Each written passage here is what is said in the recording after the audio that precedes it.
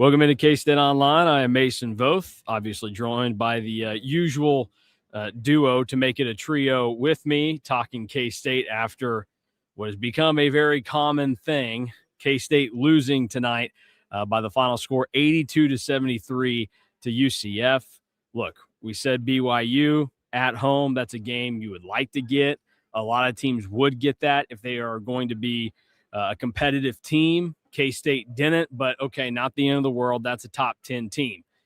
Tonight, you come home against a UCF team who, while better than anticipated, you should never lose at home in the Big 12 to UCF. But K-State did just that tonight, and it was basically a wire-to-wire victory for the Knights, who are led by a lame duck coach in Johnny Dawkins. So we'll open it up to whoever wants to go first. Raise your hand if you want the first crack at what we just witnessed tonight and how you want to attack talking about this basketball team once again.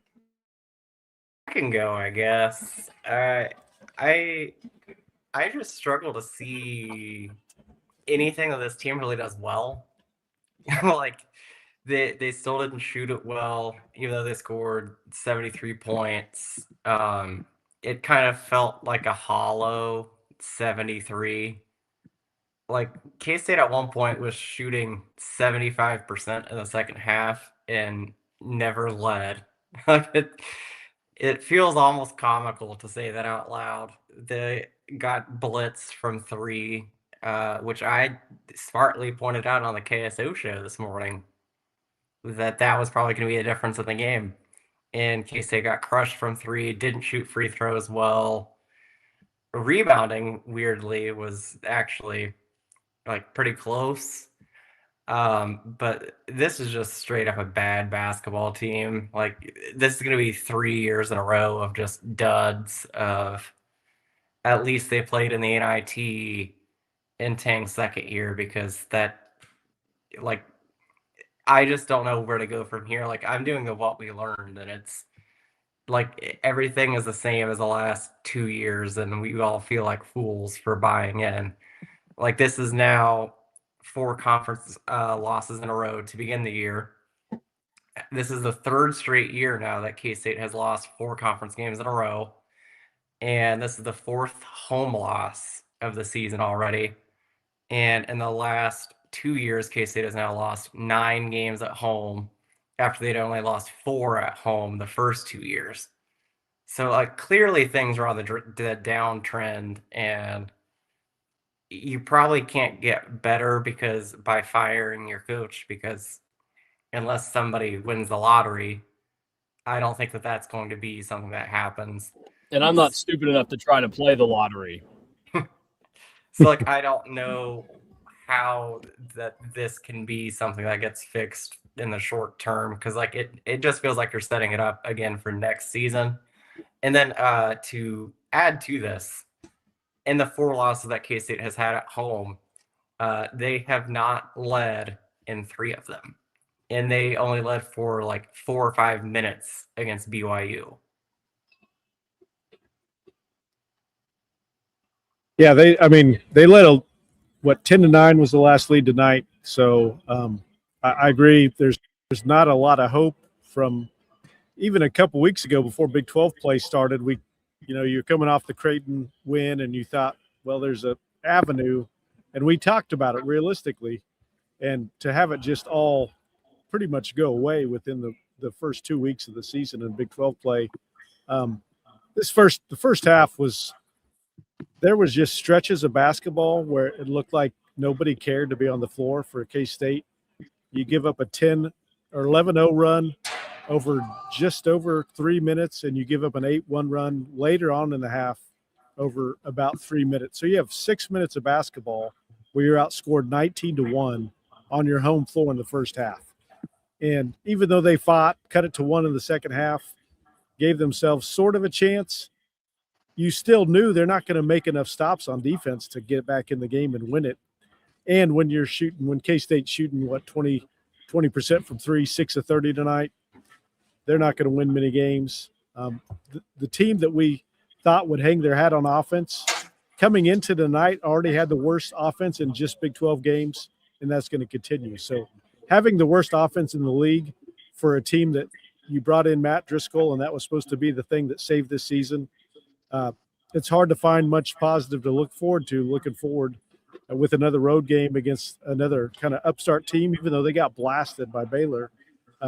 It's hard to see going to Oklahoma State and being competitive, let alone winning a game. Yeah, I mean, this is discouraging, the way that they've played the last few games, because, Arizona State's going to be one of the worst teams in the Big 12 this year. I said that it's going to be them, Cincinnati, and Utah in a battle for last place in the league. Well, I mean, K-State's going to be in that battle now. They have firmly planted themselves in that fight to be in the bottom of the Big 12.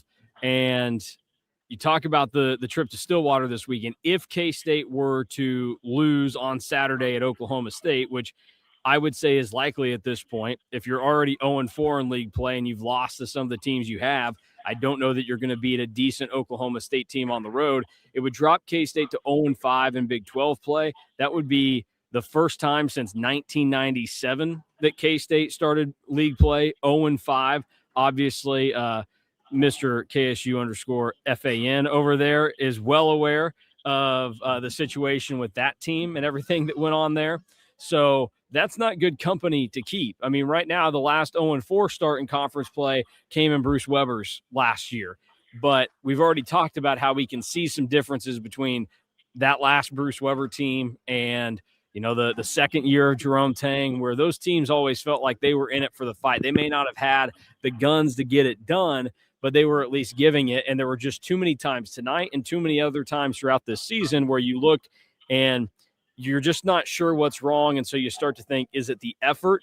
And one thing that makes me think that is when they made their little run, for maybe the first time all season, I saw PJ Haggerty go down after missing a shot, and instead of whining or looking to get a foul call, he got up immediately and hustled down the floor to get back on defense. But when UCF pushed it back out to around 7 and there were roughly 2 or 3 minutes left, he went back to, okay, it's going to be 4-on-5 down there because I'm, trying to milk it for a call down here. Like, there was a flicker of a little bit more fight to him, and it disappeared.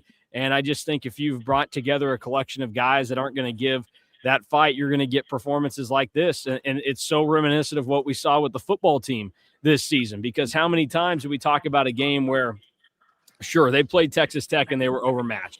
Utah was better than them. You're going to have that happen. But this team showed up lifeless and should have lost to North Dakota, who they were better than. They lost to Arizona, who they were better than. Arizona sucks. Army, who they lost to, they are better than. And it was because they didn't lock in. They didn't give the emotion and the energy that was deserved of them. And it really shouldn't have taken that much for those. You just needed something. They didn't have it. And this basketball team repeatedly shows that. And I really just think we have enough evidence at this point now that there aren't too many guys in college basketball that seem to respond to the way that Jerome Tang coaches them or handles them. He had a team that first year where he fortunately found guys that responded to how he did things. But ever since then, there haven't been too many of them. And maybe Tyler Perry was the last real guy that did respond to it. His season just got wasted because they had a guy on the team that got arrested in Aggieville and did so many things off the court that it got him booted. And they brought in a backup guard that had injury problems and never played the whole season. So they kind of ruined that and wasted his chance. But it's not a good situation for K-State right now, because you just shouldn't be losing this game. I don't even care if people want to try to act like UCF's okay this year. It doesn't matter. They're not. They won't go to the NCAA tournament. They're going to finish below 500 in league play. It's a fine team. It's not a good one, and K-State should have beaten them at home if they wanted to act like they had a chance to do anything.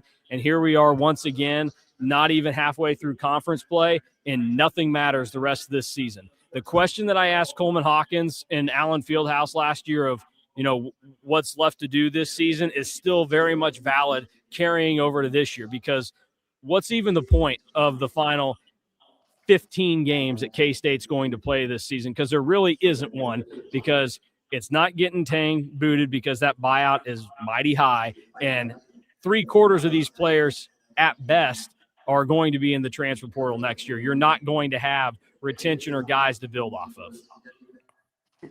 No, I mean you're exactly correct.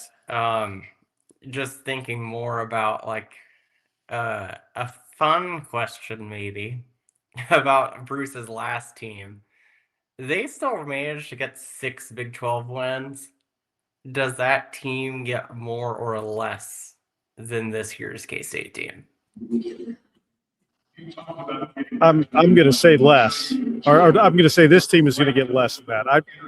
Going in tonight, I would have thought more or equal, but it's hard to see 6 wins left on this season. It's hard to see 3 or 4 wins left on this season the way they're playing right now and the inconsistency that they play with. Yeah, I think at this stage, if you're not going to beat the UCFs of the world, how is it going to happen anywhere else? Because you look at the teams that K-State beat that season, to get to those 6 wins, they beat a good Texas Tech team. They beat a good Texas team, O-State, TCU, Iowa State, West Virginia was the worst team that they beat and was the worst team in the league, and they finished 66th in KenPom that season. Like, that's the Big 12 that K-State was playing in. You're going to get to play worse teams than that this year, and UCF, I think, ultimately will end as one of them.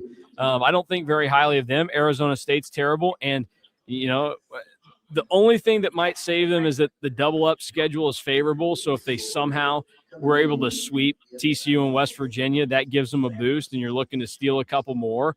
But, this team can't even win in their home building against middling teams in this league. How are they going to go on the road to beat a team like TCU who, we laugh at Jamie Dixon, but he's always got solid teams. They're competitive, and they have K-State's number when they play in Fort Worth. So I just don't see it happening. And in this era, you do have to worry about whether it's happened yet or not.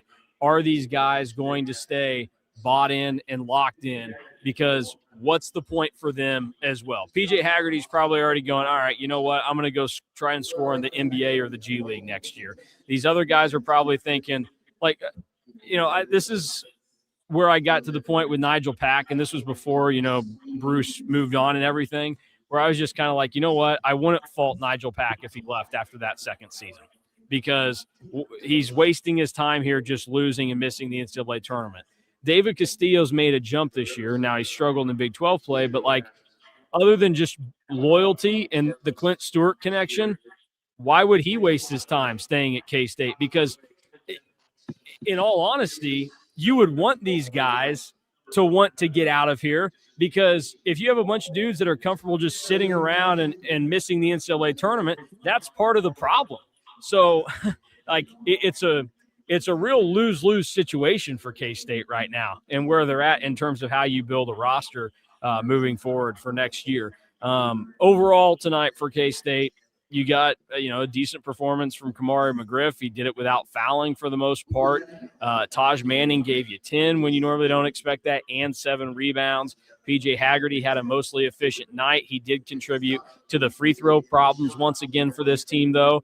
But the killer was they just couldn't make threes once again. Haggerty missed both of his. Abdi Bashir, I think their plan there was just to try and let him get going. He was 4 of 13 from the floor. All of those were threes. Unfortunate night for him. And some of them towards the latter half of the game ended up not being what even I consider to be reasonable attempts. And then, I'll defer to Fan on this one, but we saw plenty of times tonight out of timeouts, out of halftime, where the possession just looked mindless by K-State. They had the one timeout where they basically – and it was after a UCF run. So they were trying to kind of slow the run and everything. They come out and they almost get a shot clock violation. Actually, I think they ultimately ended up getting one after a 3 from Taj Manning didn't come close. And a couple of times it ended with 3s from Taj. And that's just this is not running down Taj. I think he should be celebrated and appreciated for what he's done. And I think he does deserve the time he's getting on the floor, because I don't question if he's busting his butt. I don't question if he's a smart basketball player out there. I can see that. He just doesn't have the overall skill to match what you really need at this level. But he should not be the guy taking threes to start the game or out of important timeouts, dead balls, whatever. And too many times tonight, that's the position that K-State put him in. So that's where, if you want something from this game that stands out, we saw a lot of those situations where you just question what's going on with the guys that are making the decisions on the coaching staff. Yeah, you mentioned that there were multiple stretches in that bad part of the first half where K-State was barely getting a shot or barely getting the ball inside the arc in the first 30 seconds of the shot clock and having to settle for something. And the thing is, they flipped it in the second half. They scored 44 points in the paint and shot 73% from 2 in the second half, 66% in the game. If you told me before the game that they score 44 points in the paint and there's almost 2/3 of their shots from 2 are going in, I would have thought K-State dominated. But because they settled for 19 threes in the first half and only 13 from 2, they have no chance. Like there was no, like we've talked about, there's no identity for this team. We've talked about they need to shoot threes, but that's like 45 to 50% of their shots, not 60% of their shots like they did in the first half.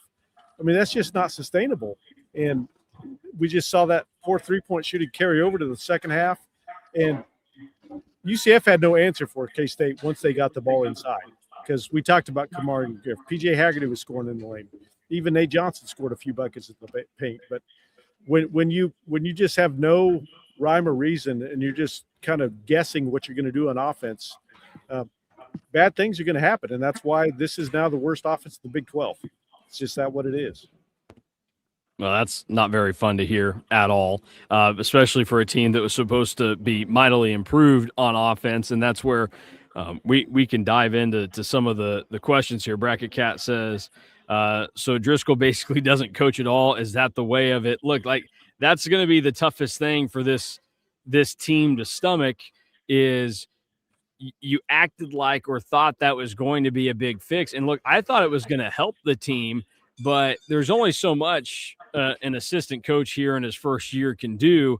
It should have helped aid this team getting better, but it's clear that so many of the same problems weren't addressed elsewhere.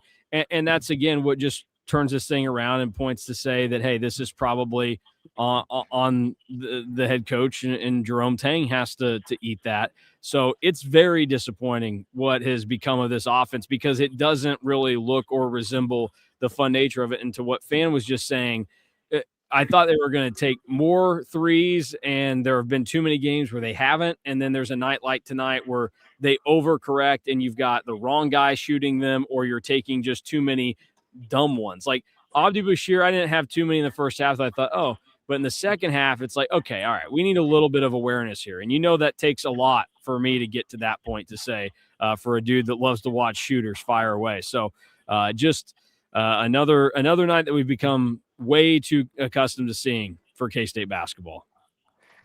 Yeah, if you're supposed to be an offensive team and you're 16th in the league in offense in an effective field goal percentage, and you're 15th in 3-point percentage, and you're 16th in the amount of shots that you have that are getting blocked, you're just not a good offense. And then when you couple that with being even 10th, because that's where they are now in Bart Torvik on defense. So even being 10th in defense when you're 16th in offense still means that you're terrible. Like that, like to be even okay with that level of bad offense, like you'd have to be like number 1, number 2 in defense. Yeah, it's a dramatic drop to consider that coming into the BYU game, we were 10th in the country in 3-point percentage. And now in 4 Big 12 games, we're 15th in the Big 12 in 3-point percentage. So the drop-off has been dramatic there. The other thing, the worry I had with the offense is what kind of adjustments do they make to the adjustments? Because that's kind of what we're seeing take place. Teams figure you out. You've got a brand new team. You've got a brand new philosophy. It's not a surprise that the offense was good early and kind of sustained itself for the first 7-8 games. But how do you adjust when teams adjust to you, and when they figure out what your guys can and can't do is kind of going to be the key to what happens going forward. And I think we've seen we don't have answers to the answers right now.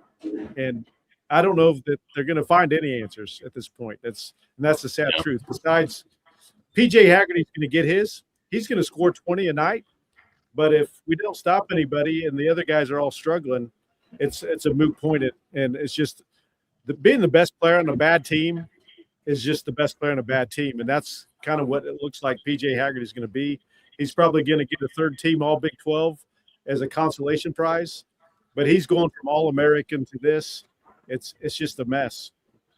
Let's do a little new game that I like to call the Wooldridge test, because you're talking about the best player on a bad team. I think about my guy, my first K-State basketball love, Cartier Martin. When people were bringing it up and that they would rather have watched Woolley teams, you push back on that fan. Are you to the stage yet to where you would rather watch one of Woolley's last teams than watch this one? Yeah, because they played defense. Like, they were willing to play defense. And there were actually some pretty good players because Bob Huggins took them to an NIT the next year. Most of those were Woolley's guys. So it's not like there was no talent. I mean, you had the Hoop Scoop #1 class in the country. I don't know what you're talking about, Mason.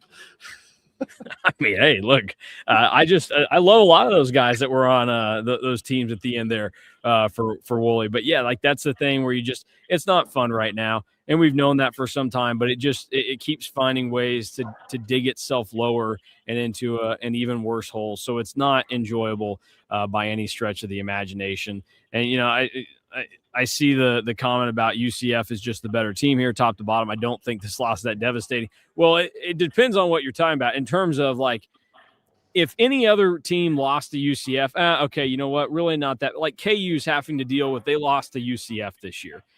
And it's not as bad of a loss as it would seem. But guess what? Like, in the context of what K-State needs to do and needs to be, you cannot be losing repeatedly at home to teams like this. That's why this is a problem, where it's not necessarily just a UCF thing. It could have been Arizona State or Colorado or Utah or even Oklahoma State. Like, those are the games you win at home in the Big 12. And if you aren't winning those games at home, you're not going to win any games. And that's the position that K-State is putting themselves in. And to kind of go back to what we were speaking about, where, offense and the coaching and whatever decisions being made, just too many times where you go, what did they say or do in that 30-second or a minute timeout? Or what did they do the last 2 days when they were in the film room or when they were on the court in the ice center? Like, where is this actually going? So what you can do here is either say, if you don't want to be mean to the coaches because they're good guys and you don't want to, well, they're trying hard, all this, the guys need to do this. Okay. Well, then the players are too stupid to understand and do what they are trying to communicate. Do you want to say that the players are stupid? I don't know. I don't think they're all struggling in the basketball IQ department. I think that they're trying. So then the other end of that would be, okay, well, then the coaches don't know what they're doing and they can't communicate properly to the team to coach them up because you can't really do it. And either way, it's a problem because you're either a bad coach or you're horrible at identifying guys to recruit, because you have to recruit dudes that are smart enough to be able to get better and do what you want to do. So, again, it's just a roundabout way of saying the same crap that we've been saying for going on almost 2 months now, is that this is a bad basketball team, but even more than that, it's a terrible basketball program right now, and there is no end in sight. There is no light at the end of the tunnel to find, and it's really unfortunate that that's the circumstance that we sit in, but that is the reality. Like, it was one of the worst, if not the worst crowds 40 minutes to tip that I had seen. It maybe got a little bit better when tip-off came around, but it was still pretty barren, and people are going to not show up because this isn't a fun thing for them to do. And it's going to get even worse next week, because you have another loss, maybe another one this weekend in Stillwater, and the game's at 8:00 next week against the worst team in the Big 12 on a Tuesday night. You're going to have people at high school basketball games, and you're going to have a lot of people that say, why the heck am I going to watch the two worst teams in the Big 12 play basketball when I'm not going to get home until 12:30, 1 o'clock in the morning? And you're going to get a very sparse crowd that is disinterested in K-State basketball, and I don't blame anybody at this point. The other thing that I will bring up here is, and we'll get into some of the comments now. Ron said, Mason, you say true fan doesn't hope for a loss, but wouldn't a 4-14 conference record force a change? Again, I don't think so, because of just how impactful the money that's going to be in play there is. This is a buyout that's still north of $18 million. I know some people cite the post Elite Eight contract because that's the one that can be easily found on the K-State website. Remember, Drum Tank signed another deal after the Arkansas debacle after the NIT season, and that it's even higher than what people see. So that's going to be hard, and it's just in this state of college athletics, trying to raise money for NIL for football versus using it for a buyout. Look, I love college basketball. I love K-State basketball. If I had the money, my money would probably be focused on helping basketball get better.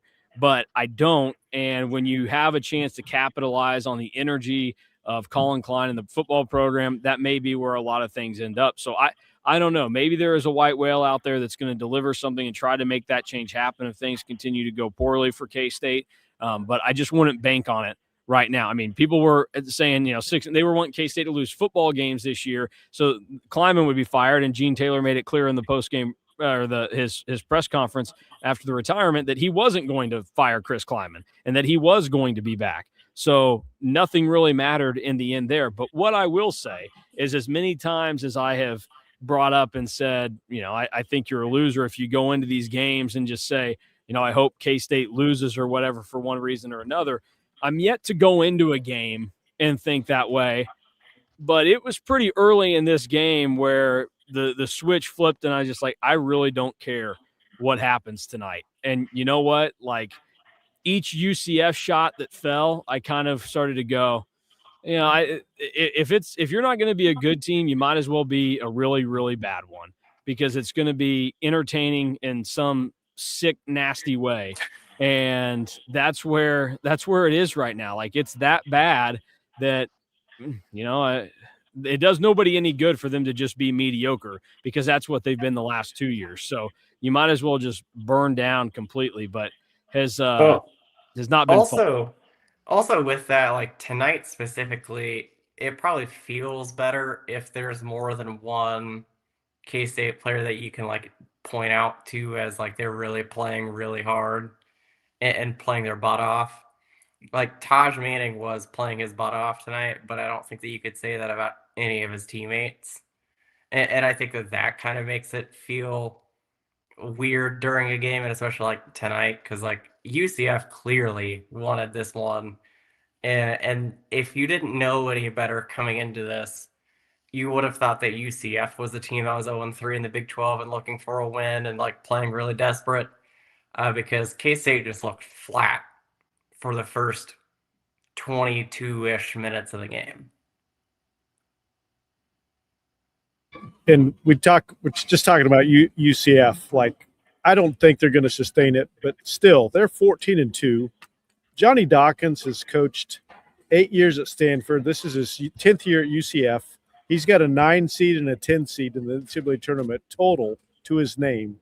He lost every player off his roster last year, completely rebuilt it, and he's got a 14-2, 3-1 team, and looks like they know what they're doing on the floor and plays super hard most of that game. So, to me, it can be done. Like, you can flip it in the portal, and obviously Johnny Dawkins did a pretty good job. He also lost in the finals to the Crown Classic last year. So maybe UCF and Nebraska playing in the Crown Classic, they're proving that that's what you should do. But regardless, I got to give Dawkins some credit, because he flipped his roster completely and has a very competitive team. Now, again, I don't think he's going to sustain it the whole season, but this is what we're looking at. Why is K-State down so far? It shouldn't be like this. Whoever would have guessed that UCF would be the team of the two that flipped their rosters completely between them and Baylor? Like, they would be the team that's actually solid. I like the idea that Fan is suggesting that K-State just needs to play in the Crown and they'll get things fixed and turned around. Yeah, let's do it. I want to see this team play more basketball once the season's over this year. So yeah, we'll see how it goes. In terms of the questions, we have a lot of them like this tonight. I know the buyout is high, but the fan base and the students have brought out the donor have brought out the donors are done too. Some donor on here said that at what point do you make a change? Look, I would think in a program like K-State, you go 3 years of missing the NCAA tournament, and each year gets more like impressively worse. Then this is the time where it needs to start being considered. But I think that money is going to be such a wild card in this. So we'll see if it happens, if it can be found. But like I'm on the record when things were going poorly in football, I don't think Gene Taylor should be the athletic director to hire the next football coach. He got lucky that Chris Kleiman retired and that Colin Klein was sitting there to smack him in the face to be hired. So he really didn't have to hire Colin Klein. He gave him the job. It was basically his. Gene Taylor shouldn't be the athletic director to hire the next basketball coach at K-State. So until something happens with Gene Taylor, I would rather just not have my chances get taken with K-State going in and searching for a basketball coach, as much as it stinks. But you have to get both of those things correct. So we'll see how this thing plays out for K-State. But maybe enough people step up and they're tired of K-State being the laughingstock of the Big 12, because that is what they are. I've seen people say it. I totally agree with it. With this, as high profile as they have been when they are getting guys to come into the program, or as online and social media driven as this coaching staff is, there's a lot of attention on K-State basketball, and none of it has been good since that Elite Eight run. And that's where I just sit around and go, you know what, like, maybe somebody steps up, but I don't know that there are enough people like that out there. And I don't know if the messaging is going to be, hey, we need to give it to football or whatever else. And again, I just want to reiterate this. It does suck that it's gotten to this point, because when things were going really well, because of all those things I just mentioned that bring so much publicity to K-State, it was fun for K-State basketball. It did elevate them to a spotlight that was higher than when they won the Big 12 with Bruce Weber, or they went to the Elite Eight with Bruce Weber. Like, they hadn't experienced highs and publicity like that since you had a very dynamic head coach like Frank Martin around. But the problem with dynamic coaches is when it doesn't work out, it is even worse to handle. Like, a lot of the Frank stuff would have gotten old real quick if those teams never won games and it started to go in the tank, but they always won. And that's why Frank's always going to be remembered fondly around here. And so when Bruce has dips, people are going to go, oh, I wish Frank was still here. But if that tells you anything, I thought Bruce was going to be the most hated coach at K-State, in my lifetime post Ron Prince. But Jerome Tang, I think, has people saying that they wish you had Bruce Weber teams back. I mean, heck, I've said it a few times the last couple of weeks. So we'll see how it ends up playing out, but there's really not much to do other than just keep watching the new lows roll in for this team and hope that something different happens, either in terms of a turnaround or somebody does something to get it moving in the right direction. But K-State basketball is moving backwards. And we're heading towards as bad of a situation as when Jim Woldridge was here and left. But the only thing that you have that kind of makes it better is that there would be NIL support if you did bring somebody in. You didn't have money floating around like that back then. Although I think some would, wink, wink, say that there was some money floating around after Woldridge left and Huggs and Frank were here. But unofficially money there, not as much as what you could certainly do now to make yourself a real player. So we'll see how this ends up going. Final thoughts and comments from the two of you to close out. I'll let Fan go first, and then he can hit the road. Well, it's looking like next Tuesday night's late night tilt will be between the pair of Ophir Big 12 teams. Utah's losing to Texas Tech. Every other Big 12 team has won a game now, with Baylor and Cincy winning today and yesterday. So, again, that's where we're at. So, I'm usually the most optimistic as they come, but the worst season for me as a basketball fan at K-State was 2000 when Asbury's team won 9 games on his final year. And that team won their first conference game and then won one more the rest of the way. And then that was an ugly team led by Cortez Groves being our best player. Some of you old guys will remember that. And for the first time tonight, especially during that first half, I started looking at the schedule and thinking, this team could be on that track if we're not careful. And it's sad to be at that state. It's disappointing for K-State basketball. Hey, but we're troopers. All three of us are going to be going to Stillwater this Saturday. So KSO is going to be super represented at this next game. And I'm looking for the trip mainly to hang out with these guys. I don't know what the game will be like, but it's going to be fun hanging out with these guys. But hopefully there's a flicker of light somewhere. At least maybe Tane can keep up his KU streak at home. That's kind of all I got left this season. I just want to put it out there on the record right now. First 5 Cat fans in Stillwater to come find me in the media seating, I will buy you a hot dog at Gallagher Iba Arena. I am anticipating giving out 0 free hot dogs on Saturday. But please surprise me and join in on the fun. Drew, your final takeaways and comments from tonight. Yeah, I was actually gonna say what Fan did. Just looking forward to this trip on Saturday. I think it's gonna be a lot of fun. Real quick, this is reminding me of the. Do you remember at the ACC tournament a few years ago, the Boston College player that got asked about like what his favorite memories from being a player were going to be, and he said something to the effect of like going out to eat with the guys or something. That's what this is giving off right now, is that we've got to the point where what we're most looking forward to with 14 conference games left to play is hanging out together in Stillwater, Oklahoma at 9:00 at night. Yeah, like I'm just looking forward to the trip. Even when things are bad, the road trips are always fun. I've weirdly been to Gallagher Iba quite a bit in my life. But I don't know, like this feels like it could get real nasty real quick. So we'll see what happens. Last year the lowest that I got was losing 7 of 8. Does it get lower this year? It might. Well, I think with how good the league is, it might. I think it's on track to get lower because if you look at last year and what happened, obviously that start to Big 12 play like wasn't great, but then they rebounded and they ripped off the 6 straight wins. The low really came that loss to Utah, but like even then you could try to start to spin the narrative of, well, Coleman Hawkins got banged up, and obviously like Hawkins and Doug were not great personalities for the team.